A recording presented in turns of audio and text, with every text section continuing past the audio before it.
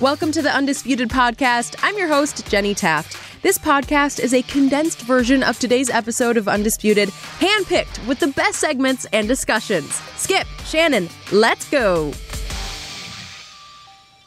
Baker Mayfield got a ton of playing time in the Browns' preseason loss to the Bills on Friday night. His final stat line, 7 for 13 for 75 yards and a touchdown. After the game, Hugh Jackson said, quote, Baker keeps his eyes down the field, and there were a couple times he got hurt early, but that's water off a duck's back to him. But Tyrod Taylor is still the starter in Cleveland. Skip, what did Baker prove to you on Friday night? So, Mr. Sharp, here we go again. I saw it yet again. What'd you see? I saw Tyrod Taylor play with the first-string offense, and he looked just like the veteran, solid quarterback that he always is. He didn't play great, but he played solidly, just solidly. And then here came Baker Mayfield as the rain began to fall. Speaking of waters off a duck's back, because it started to downpour, and he's playing with nothing but backups. And all of a sudden, the voltage shot up and the sparks began to fly thanks to Baker Mayfield, because that's just what he does. And once again, it became painfully obvious to me that if the Cleveland Browns want to be the surprise team of the National Football League this year, if they want to extend all the national attention they're getting from their weekly Hard Knocks episodes on HBO, if they want to start scoring shocking upsets week after week, they have to go with Baker Mayfield. He is their lightning rod leader. He is the guy on this team. You can see it in his body language. You can see it in the way the sideline reacts to him. You can even see the way the starters, who are out of the game by then on the sideline, react to what Baker's doing on the football field. And my biggest fear is that Hugh Jackson now sees an opening to preserve one more year of job security by saying, hey, we just need to hold off on Baker. We need to save him for next year. We don't want to rush him. We don't want to expose him to too much too quickly. And we've got Tyrod, and it's a legitimate excuse. You love Tyrod. Heck, I respect the heck out of Tyrod Taylor. So you'd already acquired him before you were able to draft Baker Mayfield. Right. And you can just sell that all day and all night to your Cleveland fandom that we want to go with tried and true this year and just let Baker stand and learn. Baloney. You can just see Baker Mayfield took the shock troops. He took the backups. He took those guys that you say will be driving trucks in a couple of weeks. And he moved them up and down the field. He had a big drop, if we could see it, on a third down pass to some backup tight end whose name escapes me, who probably won't be with the team.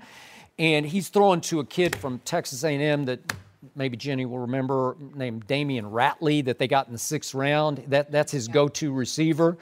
The other kids was Orson Charles, who dropped the ball. And then he throws to... Orson Charles still in the league? Yeah.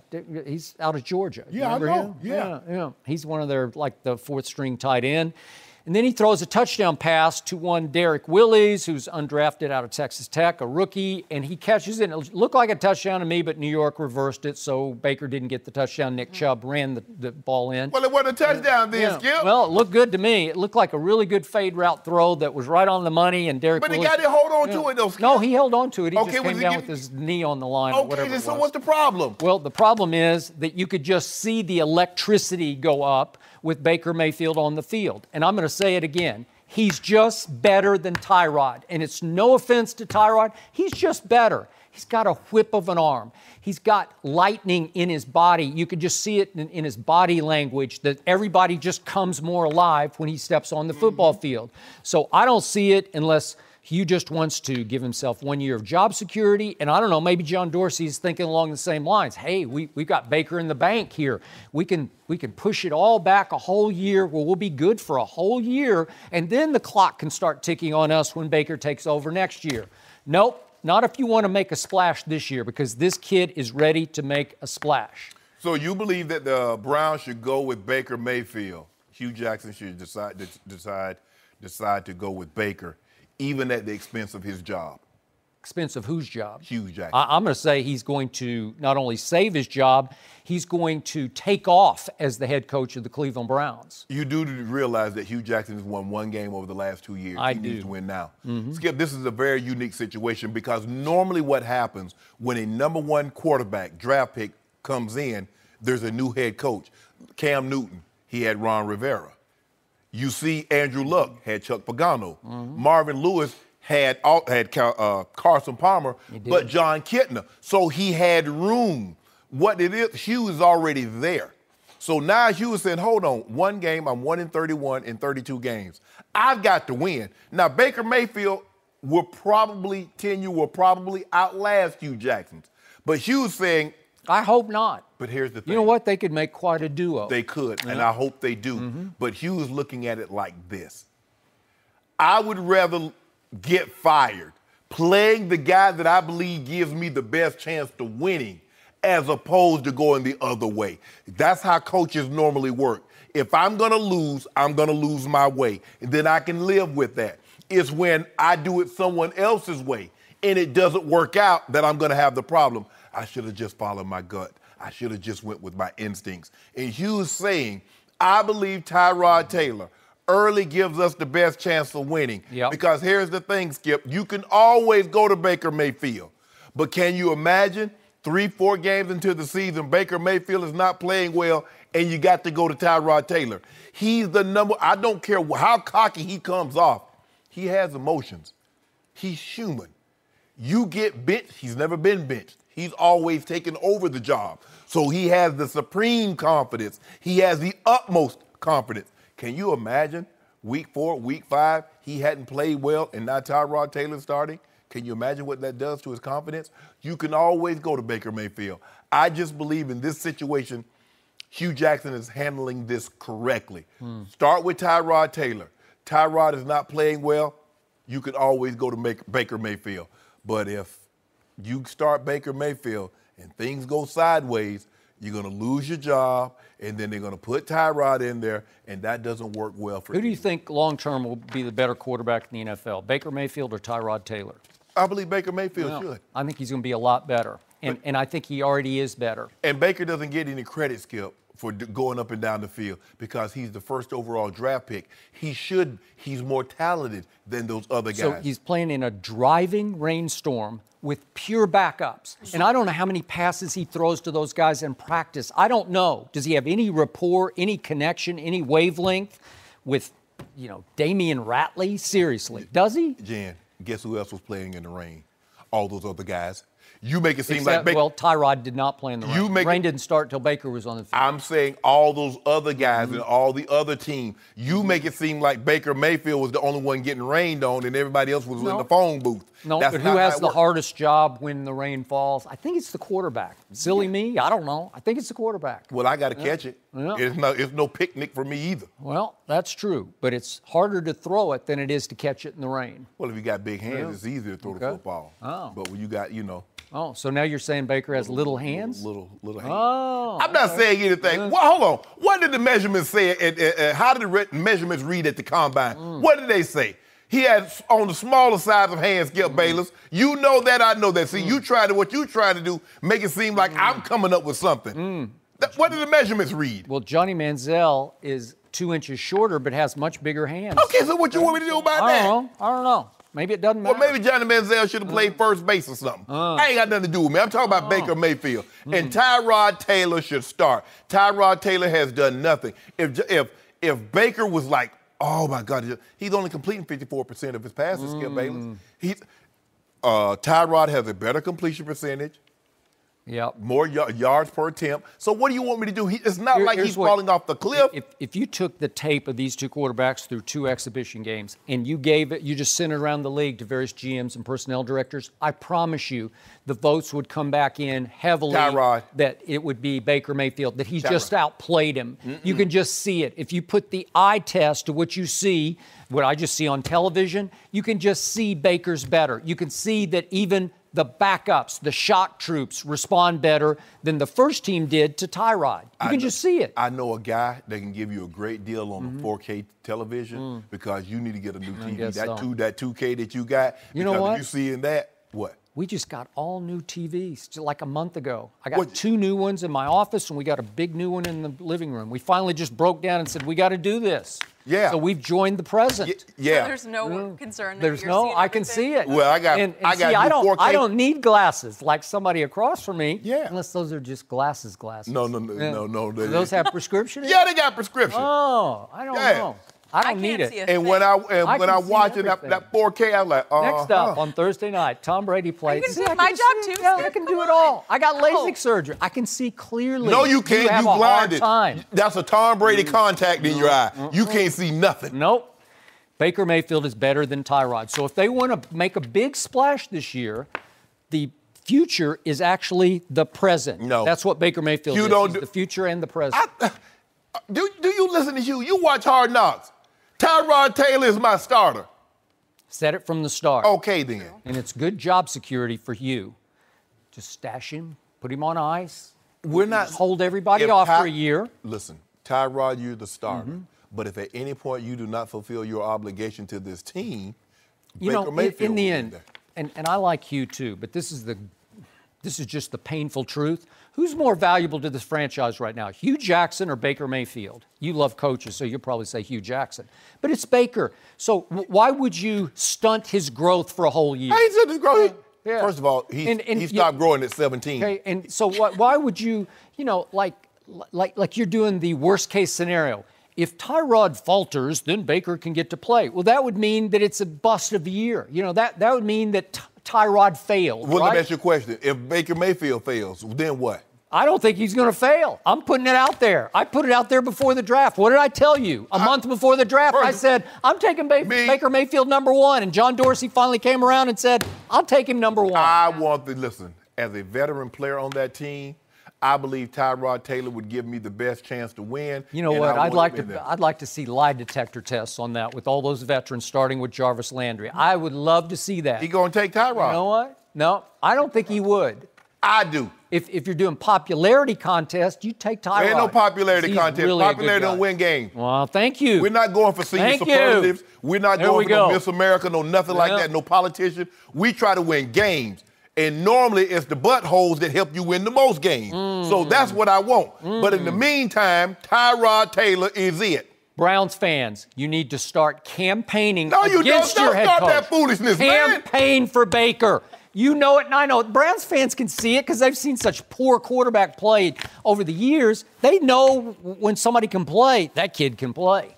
Play him. Why do you come up with these? Why you do that? Campaign for real, Skip? Campaign. Come on. Really? I'm Mr. Cleveland. I'm the mayor of Cleveland. Remember, he did campaign for Johnny Manziel, too. True. So. Well, I didn't campaign for him to Yeah, start. you did. Huh? You campaigned for him. You told me he going to be good. Well, before the draft I did, but I said if he's got alcohol or other issues, I'm out. Well, he had more than a lot of them. Yep. So. I'm out. We still need to see more from Baker, though. Yeah. In action on Thursday against the Eagles. He's not going to return your calls. Well, I feel like we've got a good rapport. I'm doing my best. Yeah. Kind of being Jenny just took on Baker. Stealing my... No mercy. Hey guys, Jenny Taft here. More of the Undisputed podcast is on the way, but first, a quick word from ZipRecruiter. Hiring is challenging, but there's one place you can go where hiring is simple, fast, and smart. A place where growing businesses connect to qualified candidates. That place is ZipRecruiter.com/undisputed. ZipRecruiter sends your job to over 100 of the web's leading job boards, but they don't stop there. With their powerful matching technology, ZipRecruiter scans thousands of resumes to find people with the right experience and invite them to apply to your job. ZipRecruiter is so effective that 80% of employers who post on ZipRecruiter get a quality candidate through the site within the first day. With results like that, it's no wonder that ZipRecruiter is the highest-rated hiring site in America. And right now, my listeners can try ZipRecruiter for free at this exclusive web address, ZipRecruiter.com/undisputed. That's ZipRecruiter.com/UNDISPUTED. ZipRecruiter.com/undisputed. ZipRecruiter, the smartest way to hire. No mercy. Next up on Thursday night, Tom Brady played nearly the entire first half of the Patriots' preseason win against the Eagles. Brady was 19 for 26 for 172 yards and 2 touchdowns in the Super Bowl rematch. After the game, he said, quote, "I've been doing this for a long time, so a lot of it is second nature at this point." Skip, were you surprised Brady played so much? I was shocked by this. I just sat in awe watching Tom Brady play almost the entire first half of preseason game number 2. So I guess at this rate, he'll play 3/4 of preseason game number 3, and then he'll probably play the whole entire game of the final mop-up preseason game number 4. And I'm going to say it again, Mr. Sharp. When it comes to the handling of Tom Brady, at this point, I think Robert Kraft should be very vigilant in watching over how Bill Belichick handles Tom Brady, because I don't think Bill Belichick loves Tom Brady. I think there's jealousy there. I think there's resentment. And I know we agree on one point for sure, because ESPN, the magazine, reported that Bill Belichick at the trade deadline wanted to go forward this football season with Jimmy Garoppolo as his new starting quarterback. Am I right about that? Yes. Do we agree on that? We agree. So now, you know and I know, because I've been doing this for a long time and you played for a long time, that you got to be careful with quarterbacks. In the preseason, we saw what happened to A.J. McCarron the other night for the Bills. We saw what happened to Nick Foles. It sounds like he's okay, but it looked like he got his shoulder banged up. It could have been much worse. I've seen a whole bunch of quarterbacks going all the way back to my days covering the Cowboys when Roger Staubach took off running, Roger Dodger, and tore up his shoulder in a preseason football game. So, Tom Brady is now 41 years of age. And if you told me he would play 2 series only in the third, the dress rehearsal preseason game, I'd say, okay, that works for me, because I think he knows how to play. He just needs a little tune-up and he'll be just fine. He played the whole first half? Are you kidding me? So, it makes me sit back and wonder, what is Bill Belichick thinking? Is it possible that he's thinking he's sick and tired of hearing about this TB12 method? Oh, my goodness. Well, I'm serious. And all this, how pliability has made Tom Brady invincible and he is shattering the mold of durability and longevity for quarterbacks. Maybe Bill Belichick just said, well, he's invincible. I'm just going to play him the whole first half of the second preseason game. I'll play him even more in the third one. We'll just see how it goes. You think Coach Belichick's mind works like that? Yeah, I do. It's starting to look like that, because that's why he didn't play Malcolm Butler the entire Super Bowl. That's impossible. And that's why, do you remember after the AFC Championship game, Tom Brady somehow, I don't know how, you question, you're suspicious about it, but he tore up his thumb. He needed 12 stitches at the base of his throwing thumb, on his throwing hand, before the AFC Championship game. And how did Bill Belichick knock that down after the game? Wasn't exactly open heart surgery. It wasn't. No, your quarterback had 12 stitches in his throwing hand before the AFC Championship game, and in the fourth quarter, he threw for 138 yards against the Jacksonville defense. Yeah. It's impossibly great. What did he say the next year? That was more of a media circus than a football crisis. Yeah. Oh, okay. So you don't think he's saying, I'm going to throw Brady out there at 41. Let's see how he does against the Eagles, Super Bowl quote-unquote rematch. Let's see if the Eagles get after him a little bit. Let's see how pliability works in the second preseason game. I'm suspicious of it. I did not like it. And by the way, if you ask Tom Brady to play every minute of every preseason game, he would, because that's the way he's put together. And how did he play the other night? He played great. So it's not his call, it's the head coach's call. Am I surprised Tom Brady played that long? No. Question to you, why does it annoy you so much the way Coach Belichick coaches his team, mainly Tom Brady? Why does it annoy me? Yeah. Because it's scary.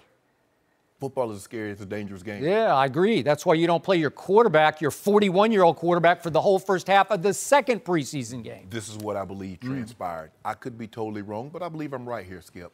Normally, what does everybody do? They normally game plan win the third preseason game. Coach Belichick says, I'm going to pull one on them. I'll pull a fast one on them. I'm going to game plan the second preseason game. So does that mean Tom won't play any in the third? There's a great possibility that he will not. But because he's like, third preseason game, everybody's going to game plan formation. Me, I get the game plan. Hey, this is what we're going to do. I get Tom some great work. I get some looks that they don't expect to be coming, and boom. Because anyway, I don't care how great Tom looked. Skip, I'm not going to remember. Will you remember this game in week 4? Yeah, I will. I will remember this forever. But you know what I won't forget, Jenny?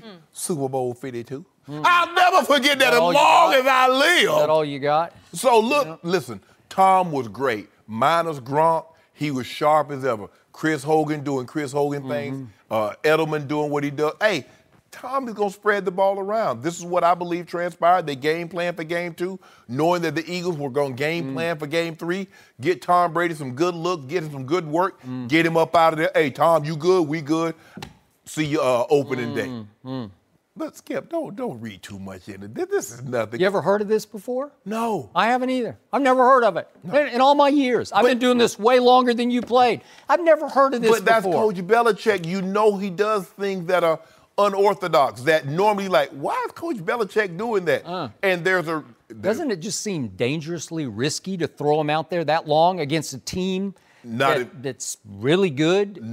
Not if we've game planned for them and they haven't game planned for us. They've been practicing against each other all week, so it's not like they don't know each other. Yeah, but see, when I put in specific plays to attack certain things, which is what's going to transpire this week, this is the first week that offensively, I'm putting in specific plays to attack your defense. Defensively, I'm putting in schemes to attack your offense, special teams and vice versa. So Coach Belichick says, you know what, I'm going to get a head start on you guys. I'm going to go ahead and game plan you for this week, and then, Tom, I'm going to let you chill the next 2 weeks. So do you really think the Philadelphia Eagles could game plan and throw something at Tom Brady he's just never seen and not ready for? No. I think not. No, but I'm saying when they get certain things, here's the thing, Skip. This is what we could do. What we could do, instead of just playing our base defense against everything, we could get very specific. If they come out in 3 wides, this is what we're going to do. If they motion the back, we're going to check and we're going to come.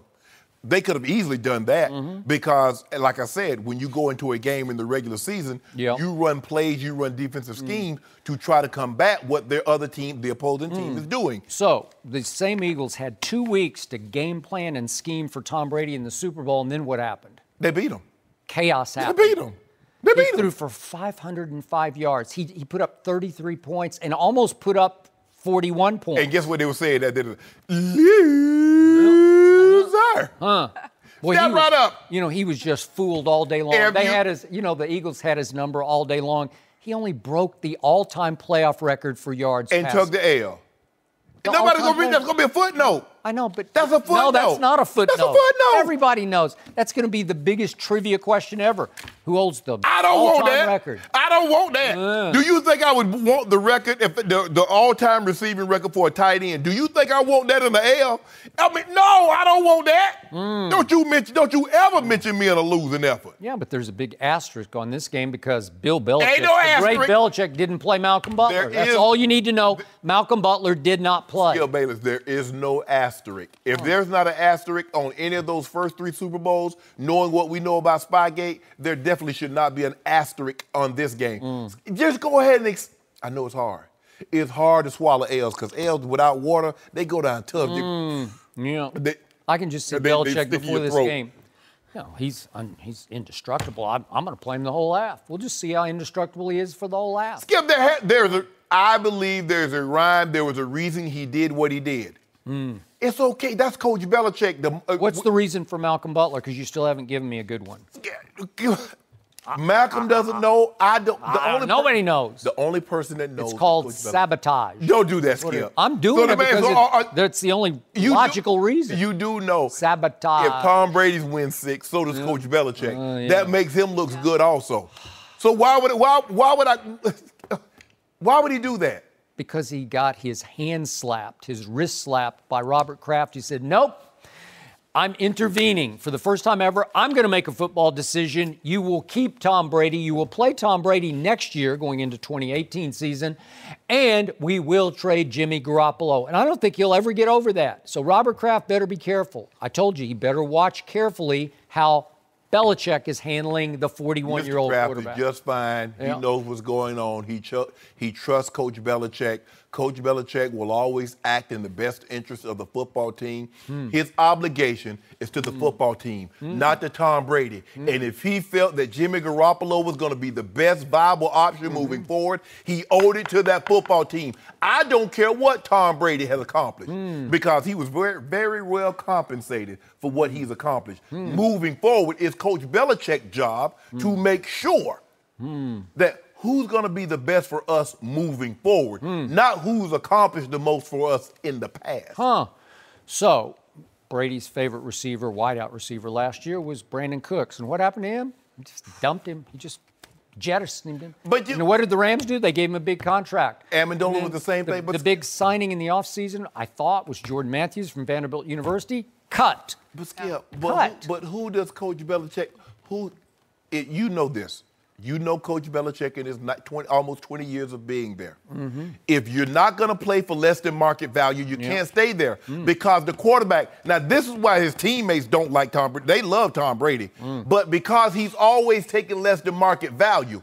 How can I come in as a tight end, as a wide receiver, a D lineman, and get market value when the best player on the team that's ever lived has always taken less? So you think they resent him for that? Yes, Skip. When he's trying to win by taking less than market value? I'm trying to get paid. He should be the highest paid player in pro football. Skip, I give you probably constantly sacrifices for the good of the team, and you're saying they'll hold it against him? You remember when A-Rod wanted to give back money to go play for the Red Sox? And they say, I'll be damned if you do that. We're not setting that precedent. When you set that precedent, Skip, at the end of the day, I get it.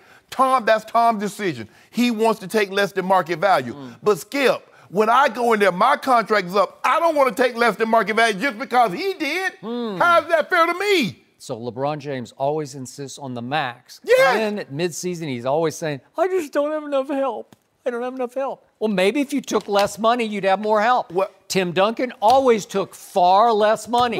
By the end of Tim's career, he's taking like $5 million. Skip, guess what? LeBron James one day will not be playing basketball. I don't think the Spurs are going anywhere. I don't think the Patriots are going anywhere. So Mr. Kraft is going. So he got $255 this year.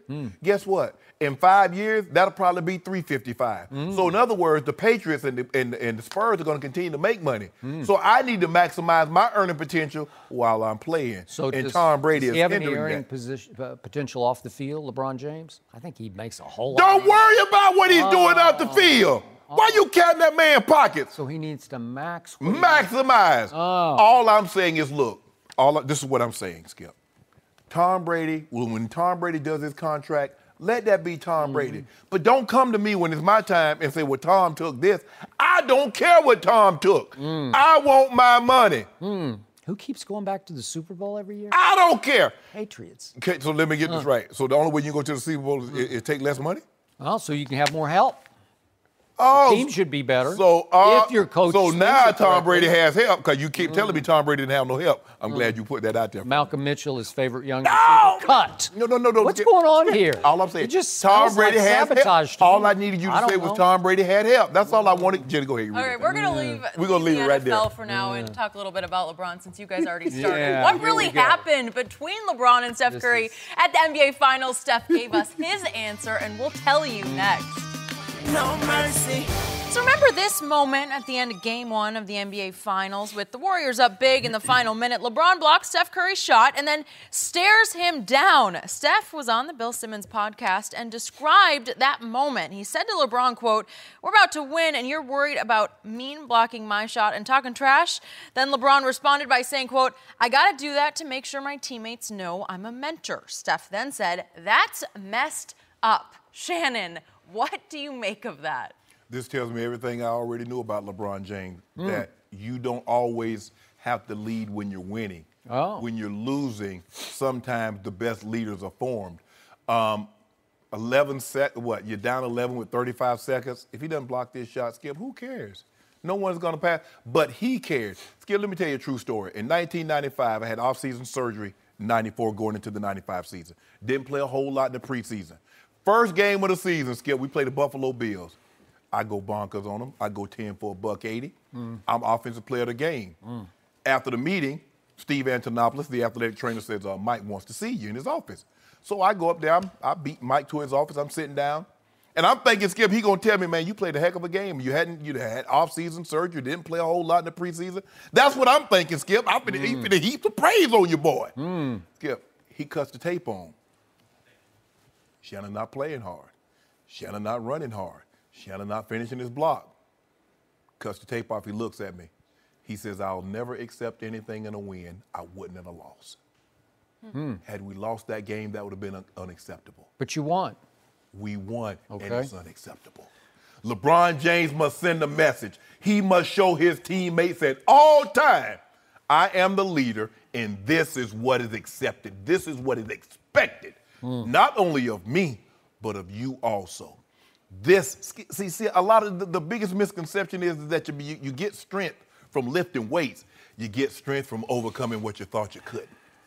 LeBron James, Skip, from where he came from to where he got to and to how he does things now.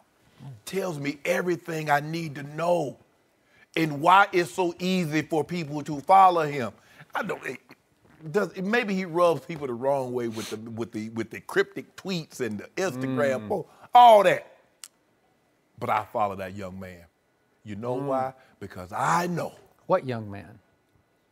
He's young to me. Oh, you mean LeBron's a young man? Yeah. Oh, I didn't know who you were talking about. You know who I was talking about. Ancient. He's going to his 16th NBA season. You know what, Skip? You find any way to try you shocked me with that. I was thinking, who are you talking about? I would follow LeBron James. Young at heart. For the simple fact is I know he's going to give me his very best effort. You would follow LeBron James down an alley. You'd follow him. Yeah! But you'd stalk him. You'd follow him anywhere. No, because I know he's going to give. Skip, you never ask a man more than you're willing to give. And I know he'll never ask from me what he wouldn't give himself. So I'm all in. That shows you, Skip, at 11, with 35 seconds, you're down 11. No, Steph Curry, you're not getting that. You know why? Because I got 7 other guys on the bench watching me to see what I'm going to do. And I refuse to let you get a layup. That explains what happened in Game 7. He could have easily had Andre Iguodala with 1:50 going in Game 7. But he says, no way, not on my watch, not tonight. Now, what did that have Not to do with tonight. this? It had nothing Because to do. at all times, LeBron James is letting you know, I'm the leader of this team, and I'm going to do it the right way. I don't know how you said all that while keeping a straight face. That's all. Because it's true. Yeah. So it required your ancient story that I've heard for about the 5th time now about how you had this great game. But Over the day, still one of the 5th or 6th best games. games. That, and it took a reference to Game 7, ancient, now history, to distract the audience from your argument for this, because it's just What pathetic. argument? It's pathetic, and it's wrong, and you know it, and I'm going to explain why. Okay, explain it, please. So, just to put this into context, there are 34.1 seconds left in a game in which you trail by 11, a game 1 of the NBA Finals in Oakland, and the 6'3" guard for the other team goes in for what looks for a moment to be an uncontested, right-handed, not dunk, but just layup off the glass. And you go pin block it and then mean mug him? Yeah. What? One hand on you. Poor little Steph? Are you Oh, kidding no, me? not poor little Steph. What had just happened about 5 minutes before that, speaking of mentorship for your young players, what had happened is there was a confluence of wrongs that happened at the end of regulation in which Cleveland should have won the game. LeBron James had a rare hot hand from distance. He was 11 of 22 from outside the paint, which is unheard of for him because he's a below-average jump shooter. And he's got the switch that he wanted. He's got little 6'3" Steph on him, and he's got a mid-range jump shot that he refuses to take. And we know the rest of the story. He passes to George Hill. Okay, well, what? Okay, and then the J.R. Smith blunder happens, which was predictable because it's what J.R. does or doesn't do. And then what happened? Mentorship happened. Leadership happened. LeBron James went and sat away from the team on the bench, would not join the sideline huddle, and he flat out melted down and went into the most unsightly pout I think I've ever seen from a superstar player all through that timeout when he should have been rallying the troops saying, guys, we're okay. Shake it off. We screwed it up. It's okay. It's tied. We're going to overtime of game 1 at Oracle. We got them right where we want them. We got them on the run. And what did he do? LeBron continued to pout when the game started again.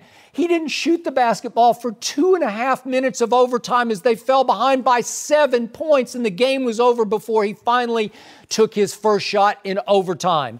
And you're going to tell me this was mentorship at the end of the game? It was pure frustration. That's all it was. Sometimes, Skip Bayless, you look at it like this. You feel the only time somebody can mentor you is when they wrap their arms around you. Sometimes you have to kick people in the butt. Sometimes you pat them on the back.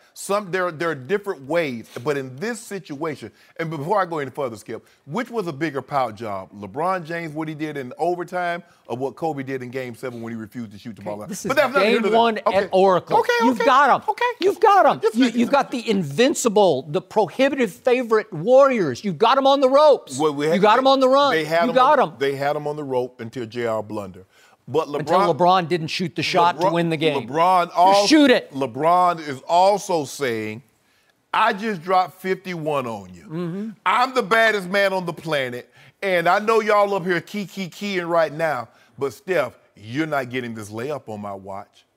Well, and that's mentorship, that's leadership. Leadership would have been rallying those troops. That is pathetic to me. He did. You know how he rallied them? He got them all the way to the NBA Finals. He rallied them. He rallied them in 7 games against Indy. Through the cakewalk that is the Eastern Conference? Are you kidding 7 me? games against Indy. 7 games against the Celtics. Yeah. Swept the #1 seed. He rallied them all the way to the NBA Finals, Skip Bayless. So what did LeBron's behavior in that timeout ahead of the start of overtime teach the young players? What did it show them? What do you think they learned from LeBron's behavior? Put your time in the gym. All that extracurricular stuff is unnecessary. There's a time and a place for you to do all that. In the NBA is not the time, and in the hotel room or wherever you go is not the place. That's what he's telling them. See, that's what makes I'm going to melt down over here while you guys try to figure it out? No, See, this is what makes great players upset, and it's not easy being a great player. And I'm just speaking from a standpoint, and I'm not saying I'm great. Was never great like LeBron, but when I can live with the fact that you might not be as talented as I am, but what I cannot live with and what I refuse to accept and tolerate is you not working hard. And what does that have to do with that moment? Yeah, because LeBron James said there have been times that this shouldn't have happened. You in the NBA, Skip. How does a guy that's in the NBA for 13, 14 years not know how much time is on the clock? He's done this repeatedly through his career. It's been his MO. It's been his history in the league. No, that's unacceptable. J.R. Smith, that's who he is. So he's trying to he's saying, guys, if you want to be like me, this is what you need to do. So you give up? You quit on your team at that point? Yes, he did. No, he did not. Quit. He wouldn't even shoot the ball for the first 2.5. That's a long time. He scored 51 points and he won't shoot for 2.5 minutes of overtime. If you don't mind me, that's a meltdown. If you don't mind me asking, how many shots did he force?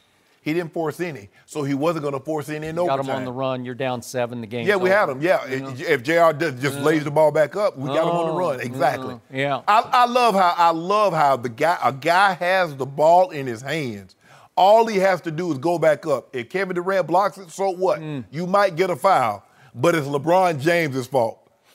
Wow. If you're the greatest player ever and you got little 6'3" Steph on you, you just shoot it. You say, it's on me. I want it on my shoulders to sink or swim because you got to. That's that shot. It's going to be win or lose. Well, they tried to put the win ball in, or lose. They tried to put the ball in Tom Brady's hand. They threw him a pass. Sink or swim. No, win that's or lose. not at the buzzer. This is it. Okay, what about One that shot? Okay, what about when they knocked it out of his hand? What was that? He had the ball in his hand, right? Yeah, but that wasn't at the buzzer. That wasn't the end. So of the game. so now it only matters at the buzzer. So again, it doesn't matter. That was a forced error. This is unforced. It was a forced your error. choice. Yeah, you're right. It was unforced. J.R. Smith had, this should not have happened. You are absolutely right. So then, because he blunders, as he predictably did and has done many times in his career, then LeBron's supposed to go over and melt down on the bench and quit and pout? Really?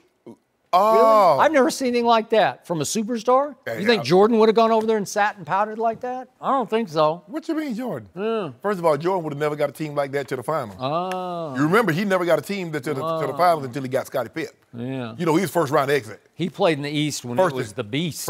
Yeah. But no. But if he's the GOAT, he's that guy. He's got to beat the big 3 Celtics. He got to beat the Sixers. He got to beat the bad. Now, if he's what you said he is, now I don't know, Skip. All I know is he went 6-0 in the finals with 6 MVPs. It's over. So let me ask you Case closed. So if that's your argument, how can Tom Brady be the GOAT over Joe Montana? He's 4-0, unbeaten, untied with no turnovers. 5. Should have been 6. He lost 3. Yeah. He's lost as many as Joe almost won.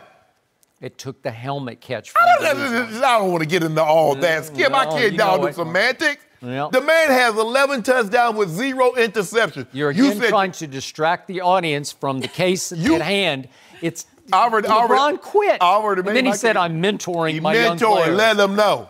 This is what we do. This was the night that he was the most unmentor of his whole career. And he could have got sideways because, that was the same night that Draymond and Double T got into it. Impressive. And LeBron said, hey, they won. But ain't gonna be no It's layups on my impressive. watch. LeBron mean block Steph. Ain't gonna be no layups on my watch. Well, you guys already started talking back about football, so hey, we might as well go back to it. Because I want to know if this guy is still a Dak Prescott hater. Let's find out next. Here we go. No mercy. Dak Prescott looked pretty good in the Cowboys preseason game against the Bengals on Saturday. He was 10 for 15 for 86 yards and a touchdown pass to Terrence Williams. Let's take a listen to Dak after the game. Yeah, it's definitely positive. That's good, as you just said, to have a lot of firepower, not even out there, and still just play caller, Coach Linehan, be able to just throw stuff out there and we get it done. We move the ball, run into a few third downs and convert them. I mean, a lot of that I want to get better at and continue to get better at. So it's not one thing I say, oh, this or that, but more active in all different throws, sometimes getting rid of the ball, maybe not scrambling around as much, and just doing everything a little bit faster. I got to hear what you think, Shannon. How would you grade Dak's performance? C. You gave him an F for his regular season last year, an F. I'm gonna give. And Moving up. I almost gave him a D until I, watching the game and realized he didn't have Zeke because that's the bell cow. That's what makes everything go. I mean, if somebody can make a dish and you're supposed to have egg and butter and you don't have that and it still tastes pretty good, you're like, okay, it's not the best, but if you'd had all your ingredients, this thing might have would have turned out okay. He lose Zach Martin early, so I'm gonna give him a C. But Skip, really, am I supposed to be happy about Dink and Dak? 15 attempts, 86 yards on 10 completions. That's pretty good, actually. Jen, actually it's not. That's 5.7 yards per attempt. That's the equivalent of what Joe Flacco had last year, and he finished dead last. That's a good stat there. So are you sure? Do you want to rephrase that by saying that's pretty good? Are you sure? Because Joe Flacco had that very same number, 5.7, and he was dead last. That's what Dak Prescott had. So I want to ask you. Help me out. I got a question for you. I got a question. Okay. What was Dak's QBR last year? What was it? Hold on. It was 4th in the league, and you gave him an F. It's not He was your 3rd in the turn. league as a rookie, and he plummeted. It's and all not the way your to turn. 4th. Well, you wait your. You know what? Interesting. You got in trouble a lot in school, didn't you? Because you talked out of turn, you broke in line. It's not your turn, Skip. There's protocols. How can you get in trouble when you make A's every time? Because straight A's. That's because all I ever made. when was Never straight a A's. C in your life? I never got anything. Never one. No. But here's the thing. When the teacher says it's not your turn to go to the water fountain, it's not your turn, Skip. That's what you got in trouble for. I'm not talking about your but I know you got I know you ain't old sharp as old sharp, but I know you had it going on upstairs, but that's okay. I'm talking about Dak. Now, again, I want to ask you one more time. I'm going to make sure this is on the record. Are you sure you're okay with Dak being 10 or 15 for 86 yards? I am. I like it. With 5.7 yards per attempt because that was dead last year for Joe Flacco. You see Skip Bayless? I keep telling you. What was Fluco's QBR last year? Bottom of the barrel. That's interesting. If you don't mind me asking, when the playoffs started, can you tell me where both teams were? Doesn't really matter. Exactly. That's my point. So his QBR, so he finished 4th in QBR. Yeah. And 4th. How do you get an F when you finish 4th in the league of like 36 qualified quarterbacks? You know what? It's hard for me because I don't really know because sometimes you scramble. If you throw for X amount of yards, you avoid the sack. Your QBR goes up. I can equate losses. Did he win or did he lose, Skip Bayless? He won. No, he didn't.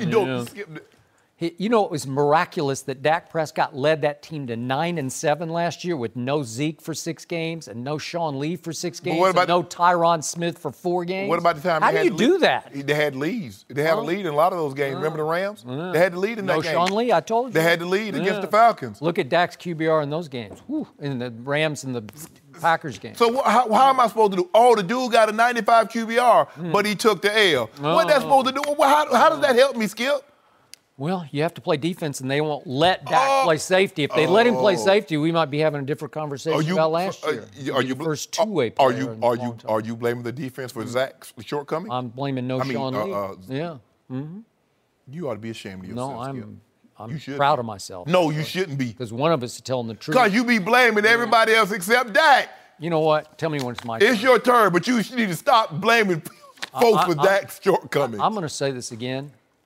I'm really liking my Cowboys this year. I am really, really, really liking my Cowboys. And somebody across from me is going to be in big trouble this year because somebody's going to have to eat a whole bunch of Cowboy crow week after week after week. You can sip all you want on whatever you got in that. Don't worry about it. Stop telling people. Whatever you got, because you're going to need more of that. They're going to have to refill it every break because you're going to have to just sip it and sip it. You believe?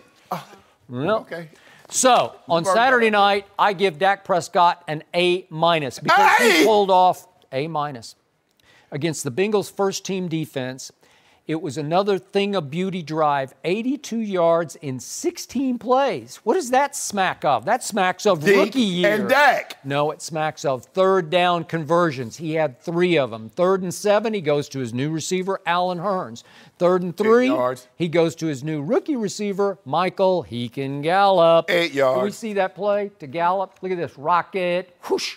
And listen, it was a good grab by Gallup, too. He's got good hands. 8 yards. He's got long arms and good hands. You're going to be in trouble. And then what happened on 3rd and goal from the 6-yard line? Escape happened. Could we see the escape play? Because most Tony underrated, Romo did that. Aaron Rodgers made that famous. But look at anyway, this, look at this, look at this, look at this. Touchdown. T-Will. He was T-Won't last year. He's Oh, T-Will so now you T-Will now. T-Will. Where there's a will, a T-Will, there's a And way. it won't. Yeah. So, once again, what I saw was a quarterback who, once again, for a 3rd straight professional football season, will have a top 5 QBR.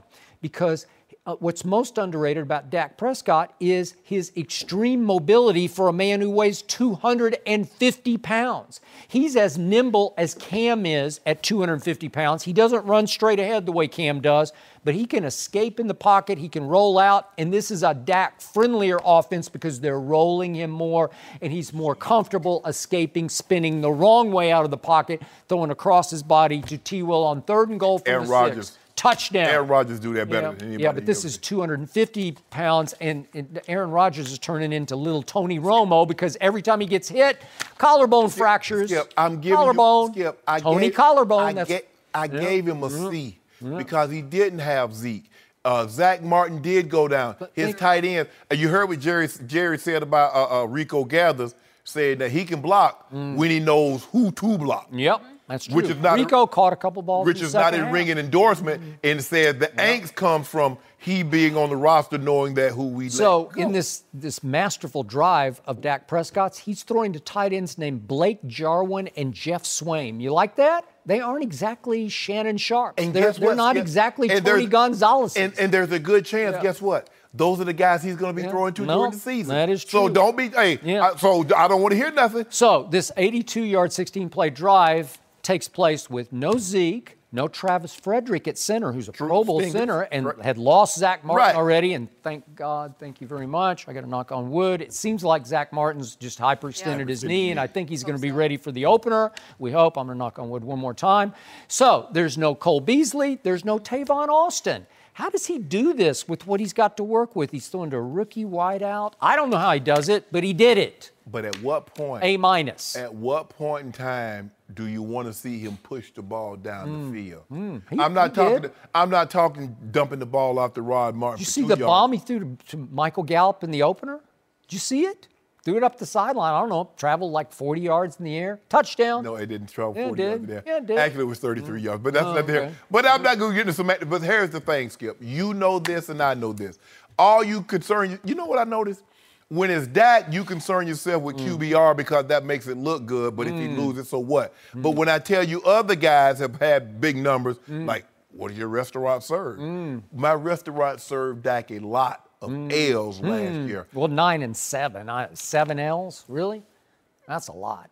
They almost made the playoffs. Hold on, Skip. What was their record his rookie year? 13 and 3. So you took 4 steps back. Well, I told you. And I'm supposed to give you a huh? Well, you told me Zeke's the whole show, and they lost him for 6 games and had the cloud of Zeke's suspension hanging over him from day one. Yeah, what could have gone wrong went wrong last year. I tell you what. And all of a sudden, guess what happened the other night, Mr. Sharp? What happened? In the first half, the final score at halftime was 10-0. 10-0. That means Cincinnati's first-team offense scored 0. Guess who? They some slaw. Hey, Jalen Smith suddenly looks like the Jalen Smith who played at Notre Dame. Was for All-American, should have been a high first-round pick. Yeah, he is back. Yeah. He is completely back. And all of a sudden, Awuzie has a spectacular interception, and they're getting their hands on the ball, and they're forcing turnovers. This defense is going to be way better than it was last year. Okay. And by the way, Taco Charlton, sack. Tacos for everybody. Here we go. How many times did you see that last year? You remember Tacos last year? You remember that in the preseason? Yeah. Oh, he was getting the tacos ready. He had them. Oh, Jenny, he was stuffing them lead. Had cheese, had some ground beef. You know what? Hey, one time during the season, ain't nobody getting no tacos. Coming alive. He was eating enchiladas, no tacos, because taco ain't do no sack dance. I'm liking this Cowboy team a lot. Okay, you like it. You liking it a lot. Yeah. Okay. Yeah. Well, we'll see. We'll see, Mr. Bayless. And who needs Zeke when you got Rod Smith, Jalen's brother? He's a load, man. Hold on. Who needs him? Hold on. It's Dak's team. Hold on, okay. Yeah. You said who needs Zeke? Yeah. We got the other Ohio State back, Rod Smith. Well, we got him. He's happy right now, Shannon. Zeke, very happy. Zeke gonna rush for about 1,800 yards. Good. And you'll be keeping all the praise on Dak. I got him for about 2,200. I tell you, well, he won't play another down. He rushed for 2,200 yards this year. He will not play another down. In the preseason, you mean? No. Zeke hadn't played yet. Oh, ever? Yeah. Okay. I'll take that. I'm fine with that. Oh, no, he gets 2,200. No mercy. Well, Carson Wentz returned to full team practice for the Eagles yesterday and split first team snaps with Nick Foles. Foles left Thursday's preseason game against the Patriots with a shoulder strain after taking a hit. But head coach Doug Peterson said Wentz looked fresh and he's where the team wants him at this point in his recovery process after tearing his ACL. The Eagles season opener is just over 2 weeks away. Wow, 2 weeks away. Shannon, how will this quarterback situation play out for the Eagles? I mean, there is no controversy brewing here. If Carson Wentz is healthy, he's going to be out there. What if he's not? He has 2 weeks from Thursday. So 2 weeks from the 23rd of August. That's what Carson Wentz has to get ready, to prepare, to be able to go. You think he's going to play in the next 2 preseason games? I do not. I do not. So you think he's going to go out on game number one? Game number one and go. Just play? And just play. Good luck. We don't need luck. Well, Carson Wentz has been playing football. Carson Wentz has been playing football all his life. See, luck is what happens when preparation meets opportunity. The man who has his house in order. Luck, some call it. You see what I'm saying, Skip Bayless? Did your grandfather say No, that? why? See, there you go with all this stuff, Skip. Let me have my moment talking about old Will Sylvania. Yeah. Jen really liked that. Why don't you say it again? Words of wisdom over We here. can put it up on the wall. No. Words of wisdom. Carson Wentz will be Did you make that up? Carson Wentz will be just trying to make me lose my train of thought. Carson Wentz will be just fine. Yeah. He has about 20 days to get ready. So he'll be fine, Skip. Baby, why you upset? Interesting. He got 17 days. He'll be ready to play. He had 11 on 11 yesterday, so obviously I do not believe that he's going to go out there and play. You're just going to have to trust that he's done enough this preseason and throwing on the side. And then, like I said, he has, 2 weeks to get ready, doing 11 on 11 drills, a lot of team stuff moving forward. But the thing is, Skip, this young man had 23 touchdowns by week 9. They played 17 weeks. I know a guy had 22 total touchdowns in 17 weeks. I ain't going to call his name. He played in the same division, though. But I don't need to call his name. I think Skip know who he is. I only know the MVP last year was Tom Brady. Do you remember that? But anyway, see, people get caught up. Oh, Foles, he played so great. Do you remember before the first 3 games before the championship game and the Super Bowl? He had 1 touchdown. 1. I just remember coming in against the Rams out here in Los Angeles. Did you remember? Like 3rd and 9, and he completes it to save the game. I don't know how he did that. You remember him? Backup. You remember Week 16 against the Raiders? Yeah. Oh yeah, that wasn't that good. So there's nothing going on here. Walk it to him. We'll be out there with that knee brace on. Big strapping 6'5" guy from North Dakota. Yep. He's ready to go play football, and that's what he's gonna do. Really? And look good doing it. And step right in there. Right into it and wing it. No preseason snaps and just go. Yep. And you haven't tested your knee against live ammunition, and all of a sudden you're just gonna go. You're just gonna wing it and. hope that your knee holds up, right? He didn't rupture one ligament. He ruptured 2 ligaments. Yeah, in and the same knee. he's young. The one thing he has on his time is youth. Yeah. On his side is youth. That's true. In the video I see, he looks a little limpy occasionally. Just Why a little limpy. you watching the video? Why you worried about the Eagles? Your team is the Cowboys. Yeah, I think the Eagles are going to have a hard time.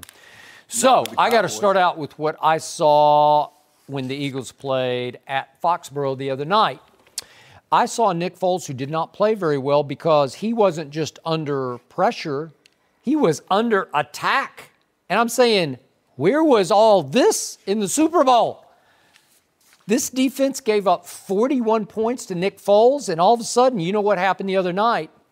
Nick Foles got Lane Johnsoned. That's what happened, because Lane Johnson kept calling out the Patriots and calling out the robotic Patriots who don't have any fun, and they said, well, let's just throw a party on Nick Foles, the guy who threw a party on us.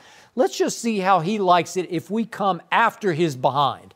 And they came and came and came some more. Yeah, your guy gave him a sack, Big V. Yeah, Big V wasn't very good. Oh, yeah, left Big tackle. V. I didn't think Lane Johnson was very good at right tackle because they were coming from everywhere. I saw 8 Patriot sacks. I saw 11 more quarterback hits just in a preseason game. In the Super Bowl, they had 0 sacks and 5 quarterback hits. Trying to make up for the Super Bowl. You can't do that because you know what? It happened to us. Yeah. We played the Green Bay Packers. We played them in the Super Bowl 32. Then the 3rd preseason game the following year, guess who came to town? They tried to get us back. I was like, bro, we got the rings. Y'all done put a ring on it. You can't take this away. So the same Adrian Claiborne who destroyed my Cowboy season last year with 8 sacks of his own. Didn't he have 8 total? 6. But he got Dak. What did he get him? He got him 6 times, and he had what they had 8 total sacks. Yes. Dak got sacked 8 times, and Adrian Claiborne made a lot of money that day, I guess, because that got him to the Patriots. And he looked like that same guy who wreaked havoc on my Cowboys in this game. And Kyle Van Noy and even Adam Butler from Vanderbilt University, he was all over Nick Foles, play after play after play. And I got to tell you, if that offensive line shows up for game number 1 for the Eagles, Carson Wentz is going to be running for his life. You know that's going to be big Jason Peters over there. Oh, tackle. You think so? Yeah. So he's coming off knee reconstruction but too. here's the thing. Remember, and he hasn't played one preseason snap yet himself. But remember, I told you, Skip, this is what I believe happened. I believe they game plan for the Eagles, then they go back to themselves for game 3. Yep. Coach Belichick likes to do things that's unconventional because everybody else game plans game number 3. I'm going to game plan game number 2. And then you do all these exotic. They came with a couple of more blitzes and things that you normally see. But don't worry about that. All I'm saying is Carson Wentz will be ready to go play, and he'll be MVP Carson Wentz like he was last year. You think so? Yeah. Do you want to bet on that? Bet on what? Bet on him being MVP. No, you just threw it out there. I'm saying he'll be the MVP like he was last year. He'll be himself. Oh, but he's going to win MVP, or what? What are you saying? He'll be his MVP caliber-ish self. Because you've already talked about Aaron Rodgers winning MVP, so they're going to be co-MVPs or what? First time. I'm already talked about what you call them, that team winning the NFC East too. You want to talk about that? Yep, I got that because I think the Eagles are going to struggle this year. I thought their defense, once again, Tom Brady picked right up where he left off in the Super Bowl, and he threw another party. We still celebrating. Yeah. We still celebrating our Super Bowl. Yeah. How did you become see that big old eagle, that big old man? I saw the big old ring. I was like, goodness gracious, big old ring, well, this big. Good while it lasted. And Nick Foles got MVP on it. His ring got MVP. How can someone be an MVP in the Super Bowl when the GOAT is also in that game? How is that possible? It sure looks to me like Nick Foles is going to start game number 1 because it just doesn't seem like Carson Wentz is ready. He'll be ready. Yep. He don't have to be ready now. He don't have to be ready next Thursday or the following Thursday. But in 2 weeks from Thursday. Really? Yes, he will be ready to play. But I know. His teammates are saying he looks good. Look good. He looks great. Look great. Zach Ertz said he looks like he always does. What do you think they're going to say? But do you say he looks like he always does if you don't believe it? Yes. You would No. say I don't that know to if the I would say media. that. No, You would say that I to will the know. media. I don't lie. Yep. I don't not lie. Yes, you My do. granny ain't raised no Your lie. team, you lie. No. Yep. I tell the truth. Nope. On all occasions. I can Come tell on, by your really? accent that you're using. You're not really? telling the truth right now. Really? Yeah. You calling me a liar? Yes. Oh, my Yes. goodness. No Call me a liar. lies from this. No, I'm not a liar, Skip. Never. Never. Everybody knows me. I'm really a good guy. Yep. Really good. Really? really good. No mercy. Thanks for listening to the Undisputed podcast. I'm Jenny Taft. Join us again at the same time tomorrow morning, 9:30 Eastern. We'll see you then. Fox Sports, one of one.